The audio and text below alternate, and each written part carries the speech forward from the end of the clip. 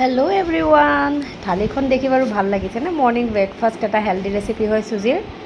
আৰু আহকচোন কেনেকৈ বনালোঁ ৰেচিপিটো আৰম্ভ কৰোঁ। এয়া চুজি লৈ ল'লোঁ, চুজিত অলপ দৈ দি ল'লোঁ আৰু পানী দি পেলাই চুজিখিনি ভালদৰে মিলাই পেলাই 15 বা 20 মিনিটৰ কাৰণে ৰাখি থ'লোঁ।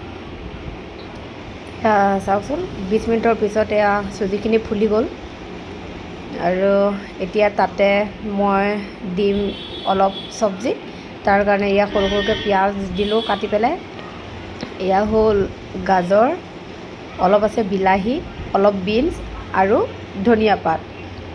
আৰু যাৰ ওচৰত যি যি চব্জি আছে গোটেইখিনি এড কৰিব পাৰে। যিমান চব্জি হয় সিমান বেছি খাই ভাল লাগে।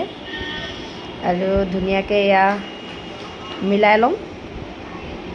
আৰু যিহেতু মিঠা দিও খাব পাৰে বা নিমখ দিও খাব পাৰে, তাৰ কাৰণে মই নিমখ দিলোঁ, জিৰা অলপ দিলোঁ আৰু দিলোঁ এয়া অলপ মিঠা চ'ডা যদি নাথাকে তেনেহ'লে এটা ইনো দি দিলেও হ'ব।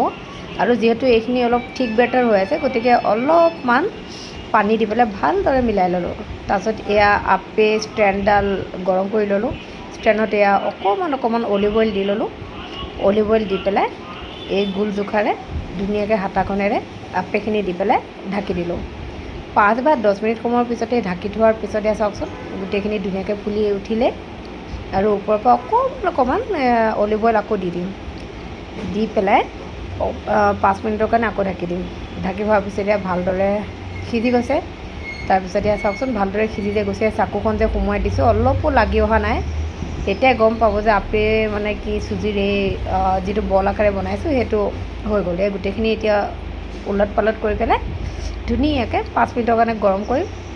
গৰম কৰাৰ পিছত ধুনীয়াকৈ ধনিয়া চাটনি বনালোঁ। ধনিয়া চাটনি বনাই লৈ আপেখিনি ধুনীয়াকৈ ৰাখি ল'লোঁ।